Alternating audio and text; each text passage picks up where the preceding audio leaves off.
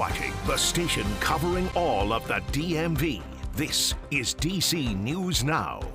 Well, Rise and Grind DMV, it's the first day of the holiday weekend and the forecast shaping out to be a jolly one. So definitely keep it here. We'll have a full check of that coming up.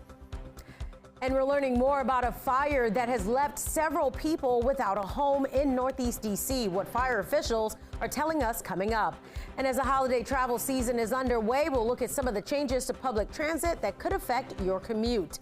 And another gun brought to another Prince George's County school. The details, that's up ahead. But first, it is 8 o'clock straight up on this Saturday. We begin with a live look over Reagan National. Looking a bit hazy this morning. The skies seem clear enough if you're going to take to the skies and travel out of town for the holidays. Good morning, everyone. Thank you so much for joining us on DC News Now. I'm Tosin Fakile. We'll get to those top stories in just a bit. But first, let's head on over to weather forecaster Brittany Ward. So, Brittany, the camera there, it looked pretty good. And if people are driving, flying, or just out and about today or for the next few days, the weather not bad at all. Yeah, not looking like a bad forecast as we head through your Christmas. It's after Christmas. That's when things start to turn a little tricky. But satellite and radar are showing you the DMV over the past couple of hours. We're seeing those clouds filter their way in. That will be the trend across much of the DMV as we head through your day today. But zooming out, satellite and radar is showing you the entire northeast. Notice as you head further off to the west, we do have a low that is moving across the Great Lakes. This will slip through north as we head through your Saturday night. Could spark up a few isolated showers across portions of the DMV. Not going to be a complete washout, but if you do plan on heading over there to Erie, Pennsylvania, Buffalo, New York, Columbus, Ohio, portions of Michigan, we are seeing a few showers at this hour, so do keep that in mind when stepping out early this morning. Closer to home, temperatures have started to warm up just a tad bit, especially here in the nation's capital. We were sitting at 38 during that 7 o'clock hour. Now we warm it up to 39, 34 currently in Lexington Park. Still holding on to the 20s though as you head over there to Luray and Woodstock, below freezing, at the freezing mark there in Hagerstown, coming in at 32 degrees, 31 in Martinsburg, West Virginia. So stepping out the door this hour, just make sure you have the jacket on hand.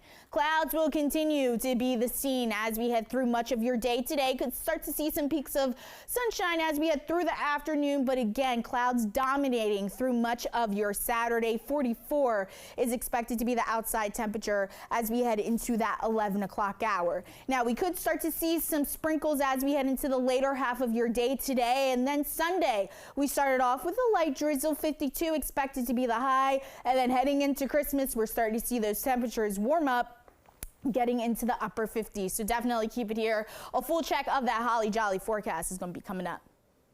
All right, Brittany, thank you. 8:03 on the Saturday, an early morning fire at a two-story apartment building in Northeast DC is now under control. Crews responded to the fire in the 1200 block of Meg's Place. Fire officials say the fire started on the first floor of the apartment and moved upwards. They also checked adjacent buildings for fire extension. DC Fire and EMS say they expect several people will be displaced because of this fire. Investigators are still investigating what happened.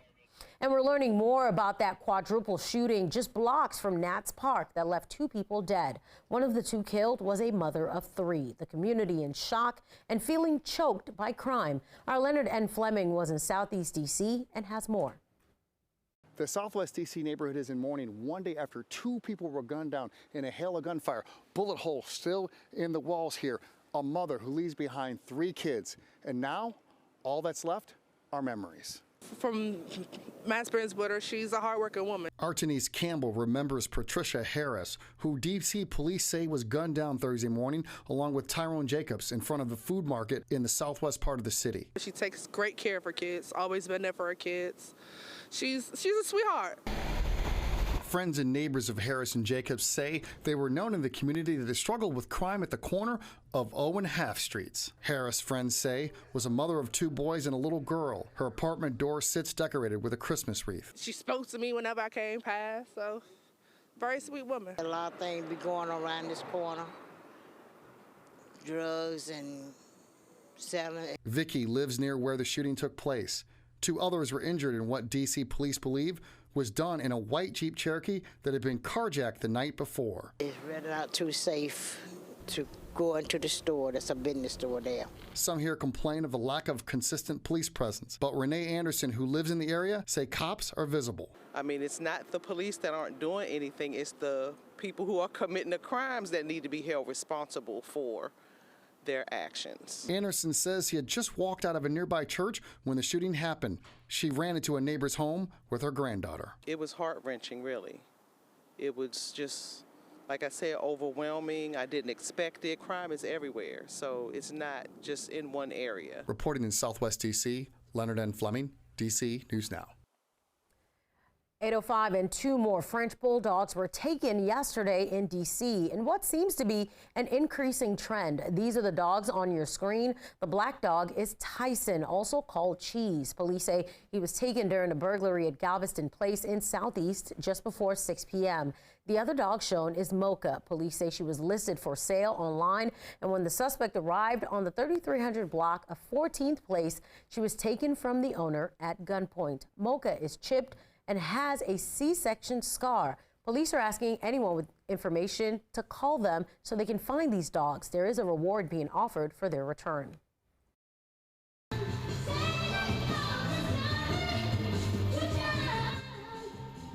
And what an entrance Santa made, making a very special visit, Santa, to the district, and he wasn't alone. Old St. Nick arriving in style with a police escort. And the visit is part of a toy drop-off, an annual event the nonprofit Code 3 organizes. Our Mariel Carbone was in Southeast D.C. last night as the big guy helped put smiles on many faces. Is all about bringing joy to families and kids here in the district. But what makes this visit even more special for those doing the gift giving is that it's an opportunity for officers to interact with the community in a positive way. Rolling down D Street in Southeast. A familiar song welcoming a familiar face this time of year. Did you know Santa was coming here tonight? No. The Christmas surprise lighting up not only the neighborhood, but the faces of district kids, young and old. With Santa alongside the Metropolitan Police Department, delivering toys, big and small. 2 doll babies, candy, and a bracelet case. Some snacks, a football. Honestly, it's pure joy because you see everyone come together. Santa, or Officer David Wilkerson, to those who know him best, helped start the tradition 5 years ago. The motorcade traveling to low-income neighborhoods throughout December. It's kind of hard for parents that, that live in the city, especially in some of the lower income neighborhoods, to be able to get their children out to see a Santa Claus because we don't have malls in the city. But it's about more than just a photo op. MPD partnering with Code 3, a group whose mission is to build bridges between cops and the community. So as we enter a neighborhood that's used to seeing the police in a negative way when they come around the corner, they're going to see presents coming, Santa Claus. It's very positive. People that you wouldn't even think that, would speak to the police or whatever the case, they're waving, they're happy. It just automatically brings a big smile to people's faces. Spreading some Christmas cheer this holiday season. It is exciting, it's fun. And Santa tells me this year he and his team with MPD have given out more than 4,000 gifts across the city. Mariel Carbone, DC News Now.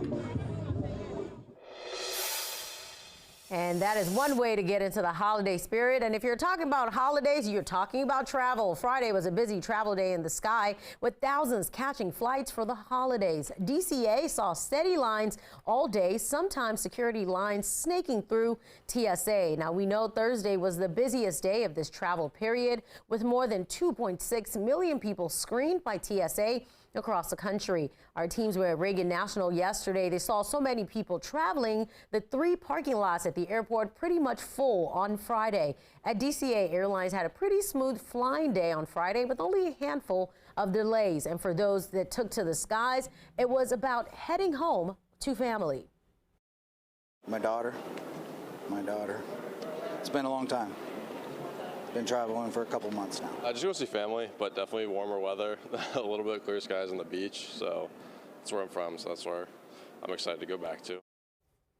Holiday and family kind of goes hand in hand. We love to see it. And staying in that travel lane, if you are taking Metro over the next few days, there are some changes to be aware of. First, on Christmas Eve and Christmas Day, Metro stations will be open from 7 a.m. until midnight. But remember, a stretch of red line stations are closed through most of the holidays. Circulator buses will not run Christmas Day, but they will have regular hours on New Year's Day. On New Year's Eve, Metro stations will stay open until 2 in the morning. And a reminder, more than a dozen Metro bus routes now run 24/7.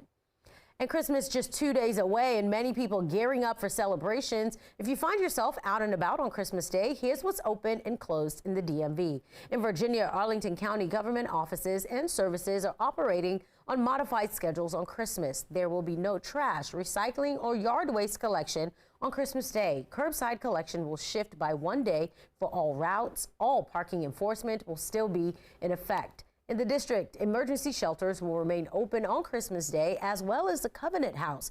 There'll be no parking enforcement. DC public schools and public libraries will be closed. DC Health and Wellness Center and the Sasha Bruce Youth Drop-In Center will also be closed.